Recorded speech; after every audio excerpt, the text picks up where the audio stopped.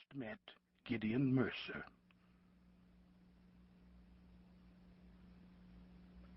Chapter 1. The red gloves were all that mattered. If living on the streets of Portland was a prison, the red gloves were the key that, for a few brief hours, set him free from the lingering stench and hopeless isolation, free from the relentless rain and the tarp-covered shanty.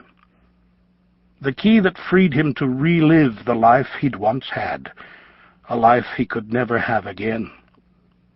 Something about the red gloves took him back and made it all real. Their voices, their touch, their warmth, as they sat with him around the dinner table each night. Their love. It was as though he'd never lost a bit of it, as long as he wore the gloves. Otherwise, the prison would have been unbearable, because the truth was, Earl had lost everything. His life, his hope, his will to live. But when he slipped on the gloves, when he felt the finely knit wool surround his fingers, Earl still had the one thing that mattered. He still had a family, if only for a few dark hours. It was the 1st of November, and the gloves were put away, hidden in the lining of his damp parka. Earl never wore them until after dinner, when he was tucked beneath his plastic roof, anxious to rid himself of another day. He would have loved to wear them all the time, but he didn't dare. They were nice gloves, handmade, the kind most street people would snatch from a corpse. Dead or alive, Earl had no intention of losing them. He shuffled along Martin Luther King Boulevard, staring at the faces that sped past him. He was invisible to them, completely invisible. He'd figured that much out his first year on the streets. Once in a while they'd toss him a quarter, or shout at him, "Get a job, old man," or "Go back to California." But mostly they just ignored him. The people who passed him were still in the race, still making decisions and meeting deadlines, still believing it could never happen to them. They carried themselves with a sense of self-reliance, a certainty that they were somehow better than him.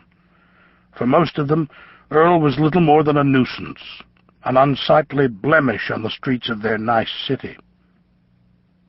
Rain began to fall. Small, icy droplets found their way through his hooded parka and danced across his balding head. He didn't mind. He was used to the rain. It fit his mood. The longer he was on the street, the more true that became. He moved along. "Big Earl!" The slurred words carried over the traffic. Earl looked up. A black man was weaving along the opposite sidewalk, shouting and waving a bottle of Crown Royal. He was headed for the same place as Earl, the Mission. Rain or shine, there were meals at the Mission. All the street people knew it. Earl had seen the black man there 100 times before, but he couldn't remember his name. Couldn't remember most of their names. They didn't matter to him. Nothing did. Nothing except the red gloves. The black man waved the bottle again and shot him a toothless grin. "God loves you, Big Earl!" Earl looked away. "Leave me alone," he muttered, and pulled his parka tighter around his neck and face. The mission director had given him the coat 2 years ago. It had served its purpose. The dark green nylon was brown now, putrid-smelling and sticky with dirt. Earl's whiskers caught in the fibers and made his face itch. He couldn't remember the last time he'd shaved. Across the street, the black man gave up. He raised his bottle to a group of 3 animated women with fancy clothes and new umbrellas. "Dinner bells are calling me home, ladies." The women stopped chatting and formed a tight, nervous cluster. They squeezed by the man, creating as much distance between them as they could. After they'd passed, the black man raised his bottle again. "God loves you." The mission was 2 blocks up on the right.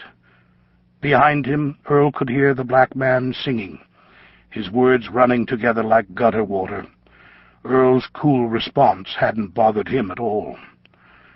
"Amazing grace, how sweet the sound."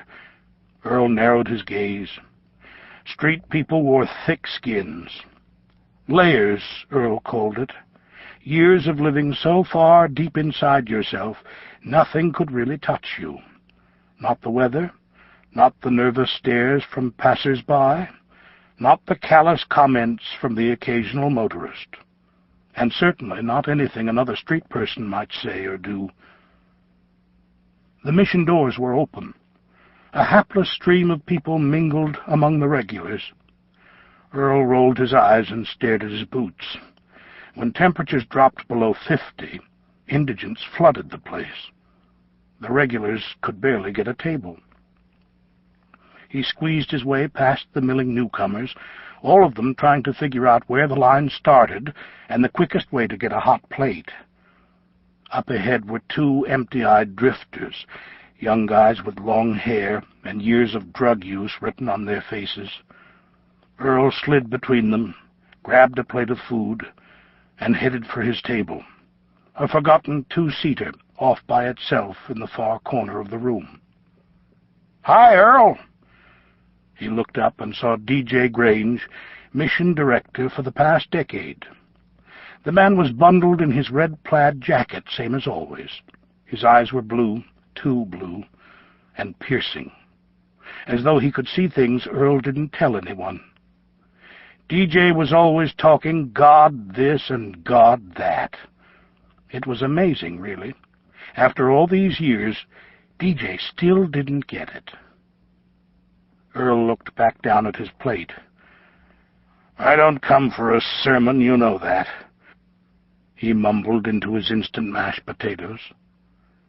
"We got people praying, Earl." DJ gripped the nearest chair and leaned closer. Earl could feel the man's smile without looking. "Any requests? Just between us?" "Yes." Earl set his fork down and shot DJ the hardest look he could muster. "Leave me alone." "Fine." DJ grinned like a shopping mall Santa Claus. "Let me know if you change your mind." Still smiling, he moved on to the next table. There was one other chair at Earl's table, but no one took it. There was an unspoken code among street people, sober ones anyway. Eyes cast down, don't come around. Earl kept his eyes on his plate, and on this night the code worked. The others would rather stand than share a meal with a man who needed his space. Besides, his appearance would easily detract even the most hardened street people. He didn't look in the mirror often, but when he did, he understood why they kept their distance. It wasn't his scraggly gray hair or the foul-smelling parka. It was his eyes. Cold, dead eyes. The only time he figured his eyes might possibly show signs of life or loneliness was at night, when he wore the red gloves. But then no one ever saw his eyes during those hours. He finished his plate, pushed back from the table, and headed for the exit. DJ watched him go, standing guard at the front of the food line. "See you tomorrow, Earl." He waved big. "I'll be praying for you." Earl didn't turn around. He walked hard and fast out the door into the dark, rainy night. It was colder than before. It worried him a little. Some years, when the first cold night had hit, another street person had swiped his bed or taken off with his tarp. His current tarp hung like a curtain across the outside wall of his home. It was easily the most important part of his physical survival. Small wonder they were taken so often. He narrowed his eyes and picked up his pace. His back hurt, and he felt